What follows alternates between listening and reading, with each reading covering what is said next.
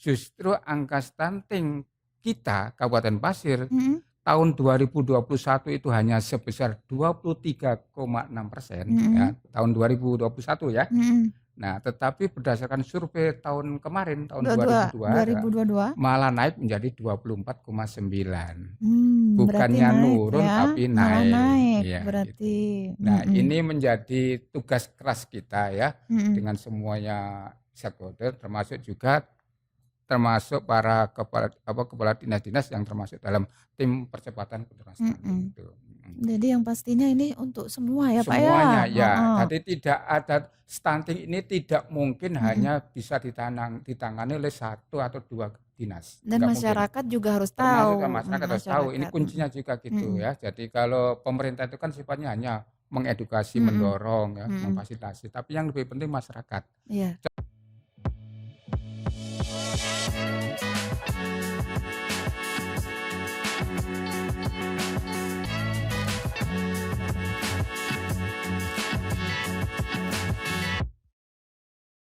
Bersama Dinas Komunikasi Informatika Statistik dan Persandian tentunya di podcast Diskominfo hari ini kehadiran tamu di mana beliau kesehariannya yaitu sebagai Kepala Dinas Pengendalian Penduduk Keluarga Berencana, Pemberdayaan Perempuan dan Perlindungan Anak.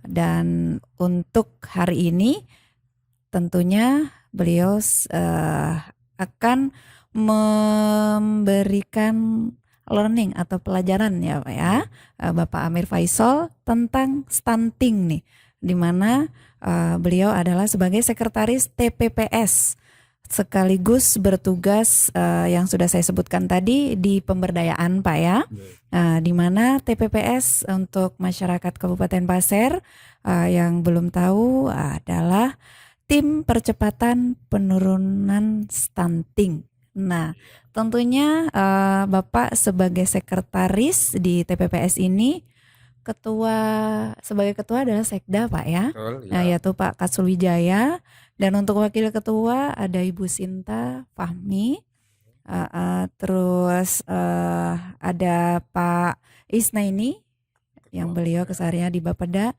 juga Pak Romif Irwanadi. Nah, tentunya ini adalah sangat-sangat PR ya Pak ya, PR yang harus dilaksanakan untuk tim ini Pak ya. Iya, tentunya untuk lebih rinci untuk menjelaskannya silakan untuk Bapak Amir Faisal, terutamanya selamat datang juga saya ucapkan hari ini. Silakan Pak untuk definisinya. Ya. Terima kasih. Sebelumnya saya ucapkan dulu Bismillahirrahmanirrahim. Assalamualaikum warahmatullahi wabarakatuh. Selamat para pecinta podcast khususnya masyarakat Kabupaten Pasir. Hari ini kita berbincang tentang bagaimana pencegahan dan penanganan stunting di Kabupaten Pasir khususnya. Nah, sebelum kita berbincang lebih jauh, alangkah baiknya saya sampaikan dulu apa yang dimaksud dengan stunting itu. Ini penting ya, gitu, karena harus diketahui oleh masyarakat secara luas. Jadi stunting adalah kondisi gagal tumbuh pada anak yang disebabkan karena kekurangan gizi yang kronis. Ya. Gizi yang kronis itu maksudnya gizi yang berlangsung dalam waktu yang lama, kekurangannya itu. Ya. Dan juga karena penyakit infeksi yang berulang terjadi pada anak tersebut. Nah, yang ditandai anak yang stunting ini adalah tinggi badan atau panjang badan kalau masih bayi itu lebih rendah daripada anak atau bayi yang seusianya dengan standar yang ditetapkan oleh kementerian yang membidangi kesehatan. Nah, itu adalah definisi daripada stunting. Jadi saya ulangi adalah kondisi gagal tumbuh ya. Gagal pertumbuhan anak itu gagal diakibatkan oleh gangguan atau kekurangan gizi secara kronis yang berlangsung lama dan juga penyakit infeksi yang berulang pada anak tersebut yang ditandai dengan panjang badan kalau dia masih di bawah 2 tahun namanya panjang badan atau bayi, atau tinggi badan kalau dia sudah berumur di atas 2 tahun di bawah standar Iya, yang ditetapkan oleh menteri yang membidangi kesehatan. Nah, itu adalah definisi tentang stunting. stunting. Ya, Iya. Tentunya untuk stunting sendiri, Pak, nggih. sebab musababnya itu pasti ada ya, Pasti Pak? ada Apa? ya. Jadi gini, tadi saya Mm-mm. jelaskan mengacu ke definisi tadi kan Heeh. karena kekurangan gizi yang Iya, heeh. kronis. Nah, gitu Mm-mm. ya. Nah, dan juga penyakit infeksi yang berulang. Nah, Mm-mm. kekurangan gizi yang kronis ini dimulai sejak kapan? Iya, Yaitu sejak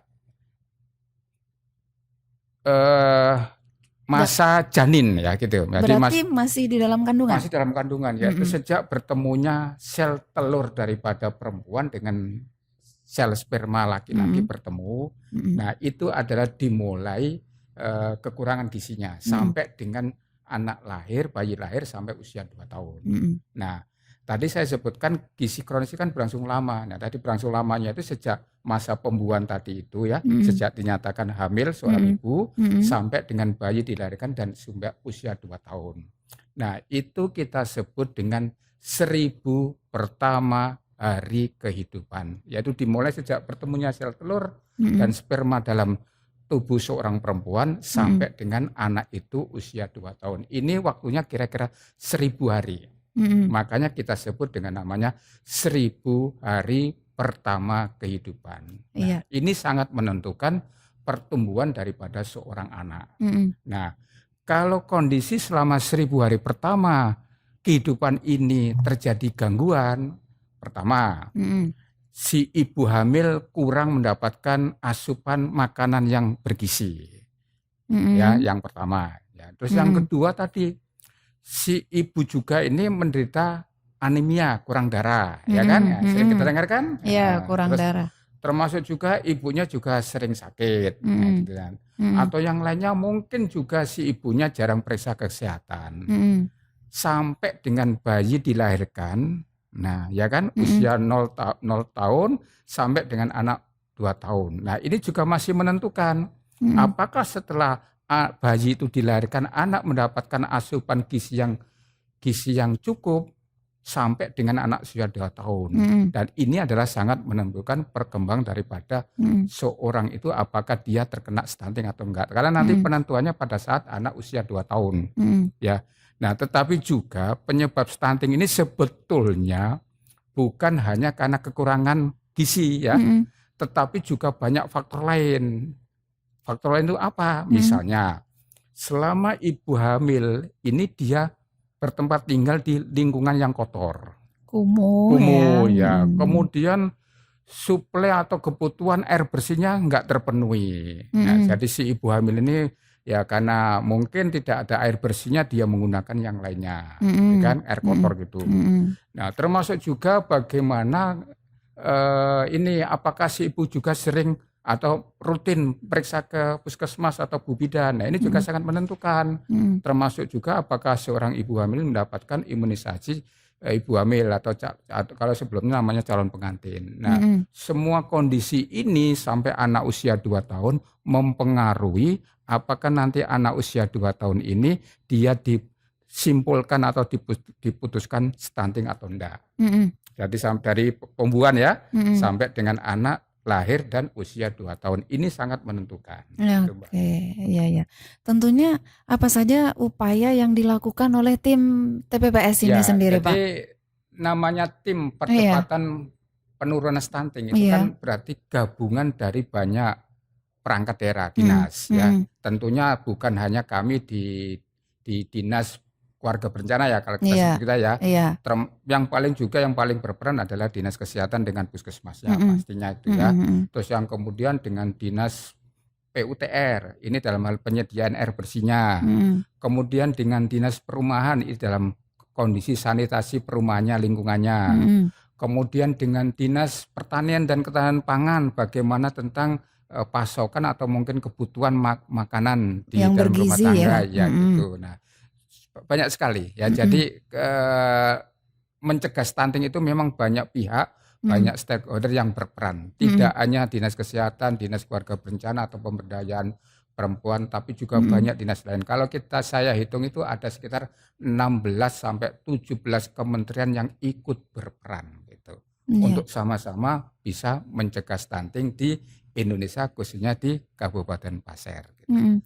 Dan ini Pak, tentunya dalam menggalakkan stunting ini, Nggih, selain ada kesulitan juga iya, menghadapi masyarakat supaya tahu nih. Tentunya mhm, masih ada yang tahu, ada yang enggak. iya betul ya, Selain sosialisasi seperti kita sekarang betul hari ya, ini ya Pak nggih, ya, mhm, tentunya ada mungkin tim TPPS melakukan hal lain untuk iya, supaya pemerintah kita berhasil iya. gitu Pak. Sampai Se di mana gitu. Oke, sebetulnya sudah banyak, program atau Mm-mm. kegiatan yang dilakukan oleh teman-teman di dinas terkait ya Mm-mm. gitu, termasuk juga dengan ibu-ibu di tim penggerak PKK. Sudah Mm-mm. banyak, tahun Mm-mm. kemarin kita lakukan sejak tahun 2021 dan Mm-mm. 2022, banyak Mm-mm. sekali.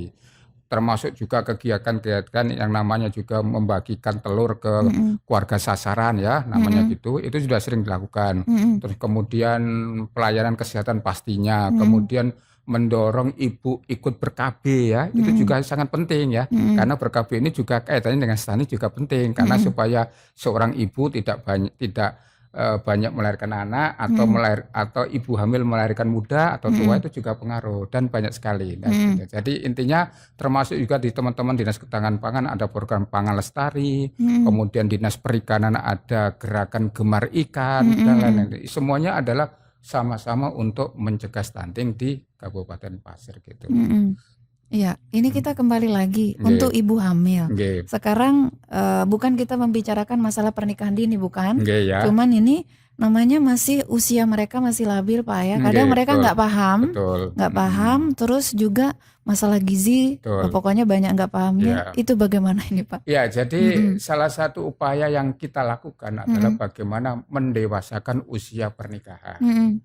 Bukan kita melarang seseorang itu kawin di usia anak, Mm-mm. enggak. Tapi Mm-mm. kita mendorong mengedukasi bahwa pernikahan di bawah umur itu memang ada potensi Untuk ya stunting ini, Pak. untuk melahirkan stunting. Ada Mm-mm. potensi loh ya, Iya, tapi potensi bukan bukan enggak. satu-satunya penyebab enggak Iya. gitu ya, tapi ada Mm-mm. potensi. Kenapa ada potensi? Mm-mm. Karena pernikahan di bawah umur ini secara umum bagi si wanitanya perempuan, Mm. pertama mungkin dari sisi kesiapan psikologis, Ya, di mental. mental dia Mm-mm. belum siap, masih masanya belajar dan bermain, Mm-mm. tapi dia sudah harus ngurus anak. Mm-mm. Yang kedua tentang pengetahuan dan wawasan bagaimana mengurus anak, termasuk juga dalam waktu masih hamil. Mm-mm. Pengetahuan bagaimana dia mau apa caranya mengkonsumsi makan yang bergizi, itu Mm-mm. juga mungkin kalau masih di bawah umur mungkin ya Mm-mm. sebagian juga masih rendah gitu ya, Mm-mm. termasuk juga kalau sudah lahir bayinya. Mm-mm.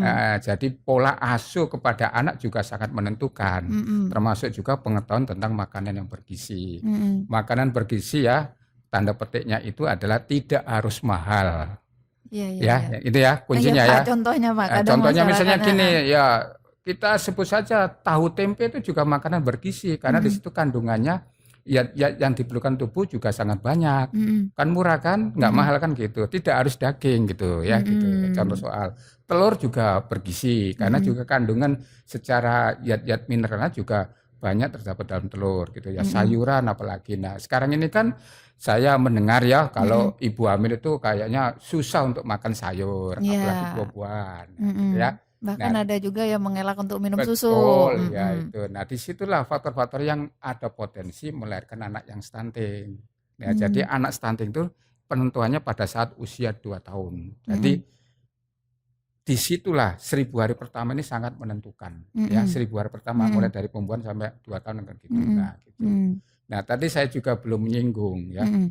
Ciri-ciri daripada anak stunting Iya, kayak apa iya, ya. ciri-cirinya. Ini ciri-cirinya yang jelas tadi menurut definisi kan tinggi badannya lebih rendah daripada anak yang normal.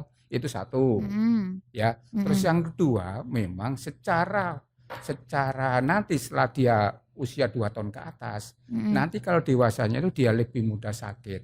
Mm-mm. Sakitnya itu bukan sakit yang biasa, tapi sakit yang kita sebut dengan penyakit kardiovaskuler.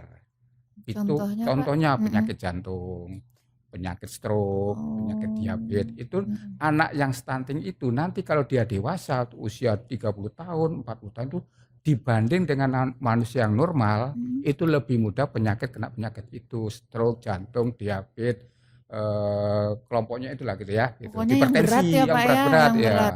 Itu yang Oh. kedua ya, mudah Mm-mm. sakit. Yang ketiga yang lebih penting ini, Mm-mm. anak yang stunting itu kalau sudah dewasa dia lebih bodoh daripada anak senormalnya. Jadi kalau nanti anak stunting misalnya usia 10 tahun, Mm-mm. itu dari tingkat kecerdasannya itu seolah-olah dia itu baru berusia mungkin 3-4 tahun. Ini Mm. karena apa? Karena terjadi gangguan pertumbuhan selama 1000 hari pertama kehidupan tadi. Mm-mm. Nah, jadi gitu. Iya. Jadi karena 1000 hari pertama tadi terjadi gangguan pertumbuhan pada anak Mm-mm. yang akibatnya adalah pertumbuhan otaknya juga terganggu. Nah, Mm-mm. begitu anak usia 2 tahun, Mm-mm. itu pertumbuhan otak manusia itu sudah menutup. Mm-mm. Sudah susah sekali dikembalikan. Karena yang penting tadi usia 1000 hari pertama kehidupan. Kita menyebutnya dengan masa keemasan, golden period. Jadi 1000 1000 hari pertama sejak pembuahan iya, sampai dengan masa. asak 2 tahun. Nah, begitu anak sudah 2 tahun, sudah lebih dari 2 tahun, itu sudah susah sekali otaknya disembuhkan. Karena sudah istilahnya bahasa daerahnya itu mengkerut gitu Mbak. Kalau anak yang normal, otaknya itu sebesar kempalan daripada tangannya masing-masing. Tapi kalau anak stunting itu lebih kecil, karena sel-sel otaknya dia menjadi menyusut. Iya, Nah, bahasanya tuh mengecil. nah akibatnya kalau dia dewasa, pastinya dia lebih bodoh daripada anak yang senormalnya. Nah, inilah 3 penyebab yang kita khawatirkan jangan sampai terjadi anak-anak yang lahir sekarang, karena ini menentukan 10 tahun, 20 tahun ke depan, ya kan? Kalau banyak anak yang stunting, rugi Indonesia termasuk Kabupaten Pasir.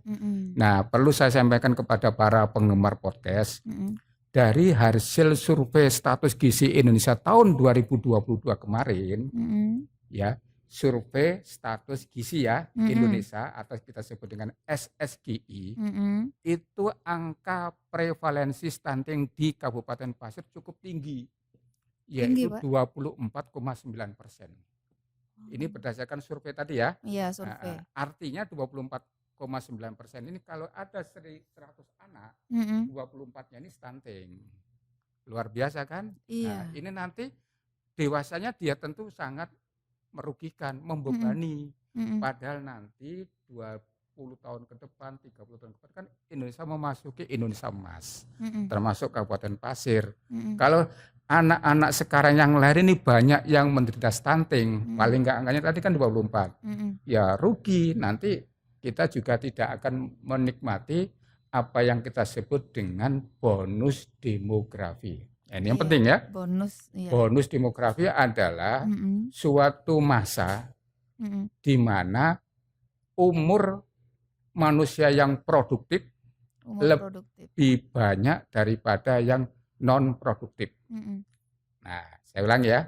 Jadi bonus demografi adalah suatu kondisi masa di mana penduduk usia produktif yaitu antara 20 sampai 50 tahun ya sekitar itu ya, itu lebih banyak daripada yang non produktif, yaitu artinya di bawah yang 18 tahun ya, ke bawah ya, atau yang di atas 50 tahun atau 60 tahun. Nah, itu yang produktif lebih banyak. Nah, kalau nanti yang sekarang yang anak-anak bayi ini lahir 20 tahun kemudian kan menjadi usia produktif kan? Nah, kalau nanti usia produktif ini banyak anak yang stunting, misalnya 24%, rugi. Iya, nggak bisa ngapa-ngapain. Nggak bisa ngapa-ngapain, paling enggak tadi di kondisi tadi ya, dia lebih pendek, mudah sakit, dan lebih bodoh. Tapi yang kesempatan ini saya sampaikan, jangan setelah mendengar podcast ini langsung punya kesimpulan, oh ada anak orang yang pendek pasti stunting. Nah, enggak. Ya, gitu ya. Nah, ada slogan, anak pendek belum tentu stunting, anak stunting pasti pendek. Nah, beda kan? Oke. Anak pendek belum tentu stunting, anak stunting pasti pendek. Karena anak pendek ini mungkin dia bukan disebabkan oleh stunting, tapi mungkin faktor keturunan gen. Iya, banyak orang tua kakeknya yang pendek, tapi makanya dia pendek gitu ya. Jadi nanti langsung begitu ketemu anak yang pendek, stunting jangan ya gitu. banyak kan di sini Banyak faktor ya, gen gen karena pasti ya itu kayak banyak itu gitu. ya, itu yang Nah, penting. yang pastinya awal kita lihat pertumbuhan otak Ya, Pak itu ya. yang paling Heeh. paling kita khawatirkan. Mm-mm. Indonesia akan rugi kalau banyak anak yang bodoh dari yang anak lahir sekarang. Mm-mm. Makanya Indonesia mentargetkan ya Pak Mm-mm. Jokowi presiden kita tahun 2024 nanti tahun depan itu angka stunting di Indonesia di bawah 14%. Mm-mm.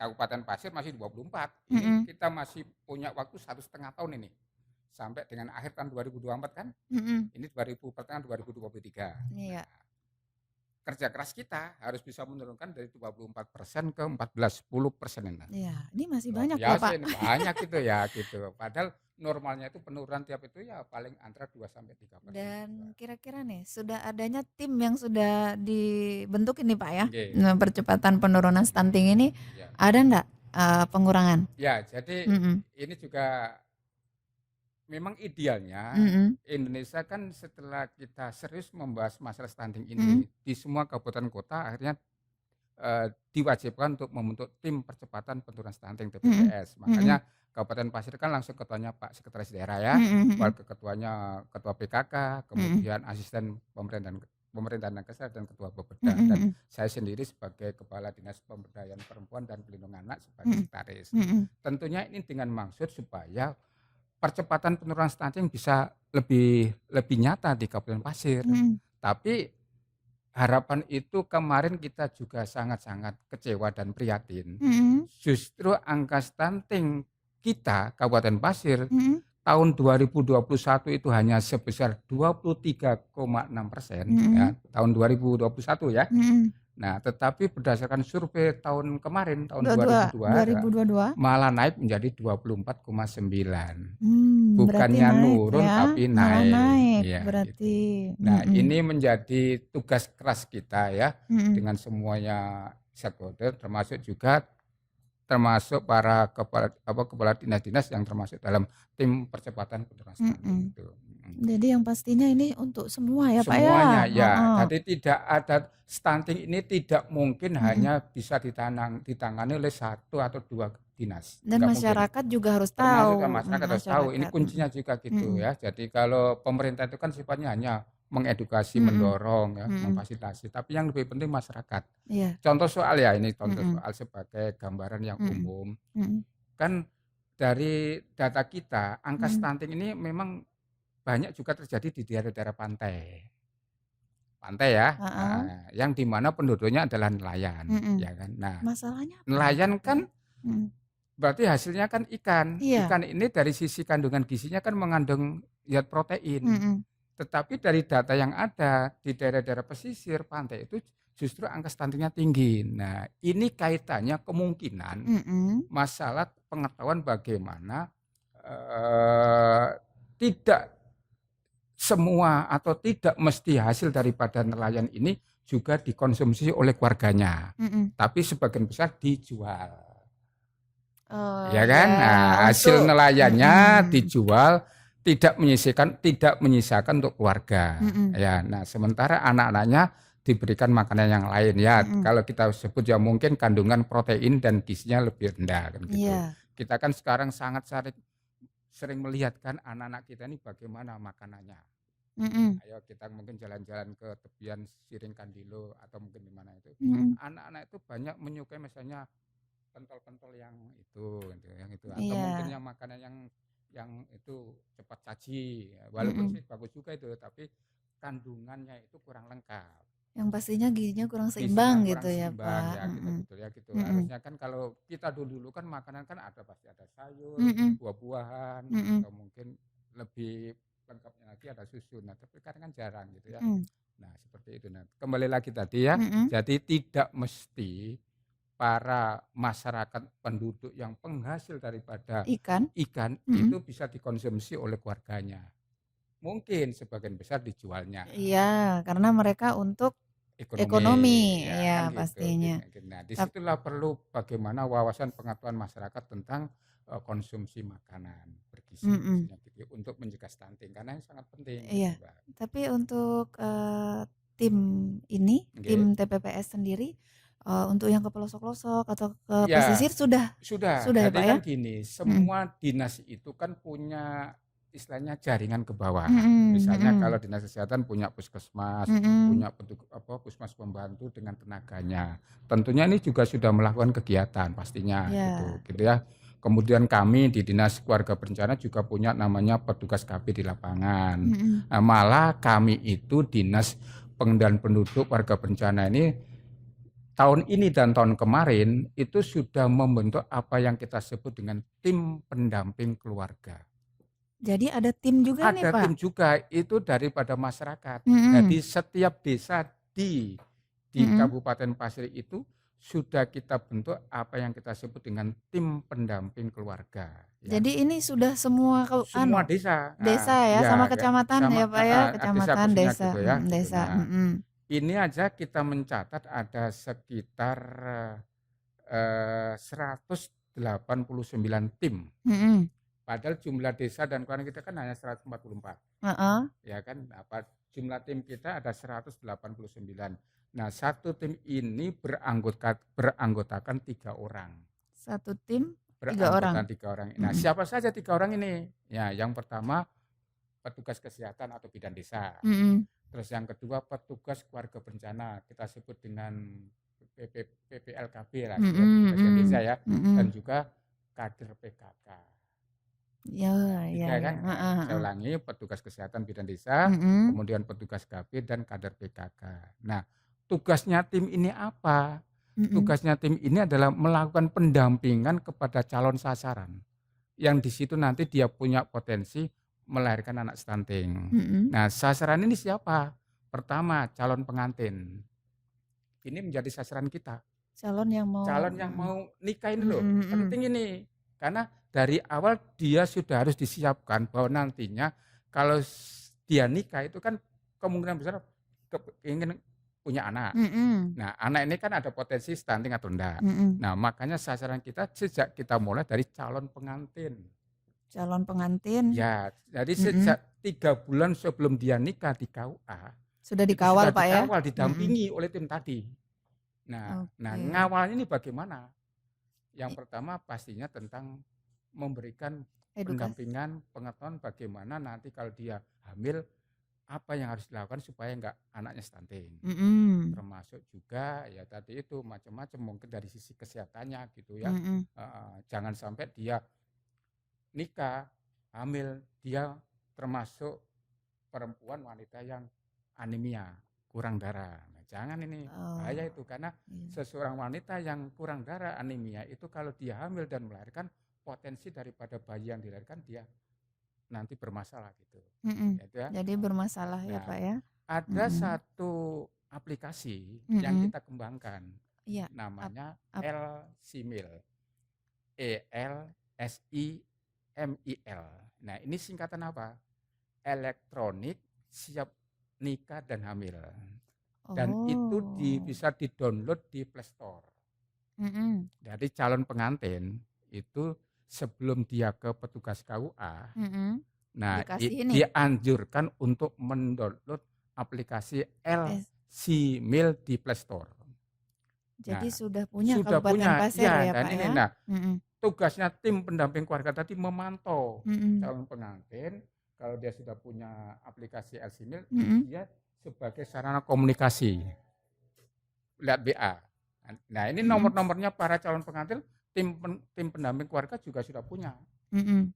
Karena tim pendamping keluarga ini juga kita bekali dengan operasionalnya. Mhm. Kita kasih paket data atau pulsa untuk komunikasi dengan calon Nah, sasaran. ini juga dikasih pulsa ya, Pak, ya, Iya, pakai petugasnya loh ya, data. Petugasnya ya, heeh. sebagai sarana komunikasi Mhm. untuk dengan calon sasaran.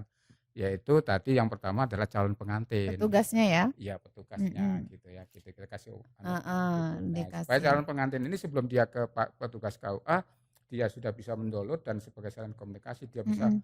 ini bertukar ini pengetahuan gitu. Nah, termasuk juga Mhm. pendampingan oleh tim pendamping keluarga. Intinya jangan Mhm. sampai nanti kalau sudah nikah dan hamil dia termasuk termasuk wanita yang berisiko. Jangan Mm-mm. sampai Iya. ya gitu. Nah, Yang gitu. otomatis Pak, kalau yang sudah siap menikah usia yang sudah ditentukan Ya. itu mudah ya Oh, Pak untuk sudah ya. mengedukasinya. Nah, tadi Yang kembali berat tadi. yang itu. Nah, makanya tadi kembali lagi yang Heeh. usia pernikahan anak. Nah, Iya. kalau ada seseorang wanita yang usia belum mencapai umur 19 ya. Mm-mm. Kalau kemarin 19 tahun, tapi Mm-mm. sekarang naik lagi 21 tahun, Mbak. 21 ya. Ya, itu. Nah, ini menjadi prioritas ini bagi pendampingan tim pendamping keluarga. Berisiko ini. Jadi 21 tuh berisiko. Ilmu kesehatan sekarang Heeh. peraturannya dianjurkan 21 ke atas untuk perempuannya. 21 ke Nah, atas. kalau Mm-mm. laki-laki 25 tahun. Laki-laki Ya, 25. nah gitu. Ini Ah, anjuran kita ya, pemerintah anjuran gitu ya. pemerintah, Ya, gitu. tapi tidak ada Tidak ada larang. larangan. Kalaupun terpaksa Mm-mm. dinikahkan oleh petugas KUA, Mm-mm. edukasi kita adalah menunda dulu kehamilan. Menunda Ya, kehamilan. supaya dia siap dulu dari sisi kesehatannya, dari Mm-mm. sisi kesiapan psikologis, Mm-mm. tapi nikahnya tetap dilakukan oleh petugas KUA. Mm-mm. Makanya kalau kita ke kantor pengadilan agama itu, kita akan mendengar apa yang kita sebut dengan dispensasi pernikahan. Mm-mm. Itu Ya. salah satunya adalah dispensasi yang diberikan kepada masyarakat, Mm-mm. wanita dan laki-laki, kalau dia menikah di luar ketentuan. Iya. Mungkin ada Dispensasi. hal musabab Ya, yang kita ya, nggak namanya bisa. dispensasi pernikahan, dan Kabupaten Pasir angkanya tertinggi di Kalimantan Timur. Pernikahan dini. Iya, pernikahan dispensasi pernikahan. Dispensasi Ya, pernikahan dengan berbagai penyebab paling tinggi. paling tinggi. Kemarin kita mencatat ada tahun 2022 ada sebanyak 158 dispensasi pernikahan. Mm-mm. 158 ya. Dan ini yang tertinggi di Kalimantan Timur ya. Nah, ini luar biasa ini ya. Luar biasa negatif ini ya. Ya, Iya, gitu. mudah-mudahan ke Mudah-mudahan bisa depannya Pak turun ya. ya. Dan ini juga tugas dari pemberdayaan Pak ya. Salah Tidak, satunya. salah satunya. Nggak Soalnya bisa pernikahan kita, ya, dini, iya. karena ini banyak faktor ya. Mm. Nggak mungkin ya. Iya. Tapi tetap kita juga berkolaborasi, Dengan yang lain, sama-sama iya, yang lain. tentunya. Karena itu tugas sama-sama Tapi gitu itu juga tugas orang tua Pak ya. ya. Maksudnya Jadi, keluarga terdekat ya, untuk masyarakat ya. memberikan Jadi kita edukasi. tidak melarang anak usia enggak, tapi kalaupun sudah tidak bisa dicegah, tugas KUA akan juga bijaksana gitu. Iya. Tapi dengan tadi edukasi kita, tim pendamping keluarga kalau bisa hamilnya ditunda dulu. Ya, yang pastinya kita nggak menginginkan semuanya. Maksud apalagi pemerintah daerah Pak ya, untuk mempunyai regenerasi nanti yang stunting. Betul. Jadi ini kaitannya dengan penyiapan generasi masa depan ya. Jadi kenapa pemerintah sekarang itu sangat getol untuk mencegah stunting? Tadi itu karena bayi-bayi yang dilahirkan saat ini itu 20 tahun ke depan, 30 tahun ke depan akan menjadi usia produktif yang menentukan Indonesia emas. Ya kan? Kalau angkanya masih 24%, 20% itu masih bahaya. Iya. Masih berisiko. Mau jadi apa? Mau jadi apa iya, gitu loh. Intinya itu. Jadi jumlah penduduk banyak tapi banyak di stunting ya rugi ya.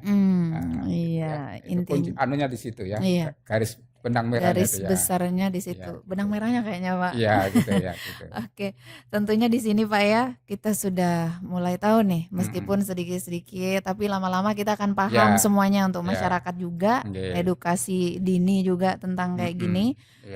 Alangkah bagusnya nanti kita juga terjun ke sekolahan ya Pak ya. Betul. Nah, biar edukasi dini untuk anak-anak. Kalau ke sekolahan sudah. Nah ini kan salah satu anggota tim percepatan penulisan ini kan Dinas Pendidikan Mbak.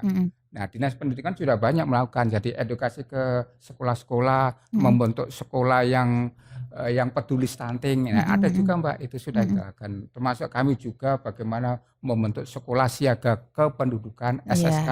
Itu bagian daripada upaya bersama-sama ya untuk bersama-sama mencegah stunting di Kabupaten Pasir. Tidak ada dinas yang bisa bekerja sendiri untuk mencegah, harus dia keroyokan. Iya Pak. Dan tentunya untuk masyarakat Kabupaten Pasir, mudah-mudahan dengan adanya sosialisasi hari ini melalui podcast yang disampaikan oleh Bapak Amir Faisal, di mana beliau adalah sekretaris TPPS dan kesehariannya bertugas di pemberdayaan perempuan yang lebih kenalnya masyarakat. Tentunya stunting harus kita cegah. Ya, tadi yang slogannya tadi ya. Iya, anak slogannya pendek belum tentu stunting dan slogannya anak stunting. anak pendek belum tentu stunting, Ya. dan untuk anak yang stunting pasti Pasti pendek. pendek, iya. Jadi buat kita semuanya cegah itu, dan kita bersama-sama menolak kalau perlu untuk stunting. Iya. Tapi semuanya kita harus punya semangat Pak ya, Iya, dari iya. pemerintah juga masyarakatnya. Iya. Terima kasih kehadirannya Ya. hari ini Pak, dan tentunya insya Allah kita ketemu lagi, karena Mudah-mudahan. stunting ini harus banyak kita sampaikan untuk Betul. edukasi Ya. untuk masyarakat. Dan tentunya untuk hari ini semoga kita selalu sehat. Ya. Amin. Ya, Mudah-mudahan. Assalamualaikum. Waalaikumsalam.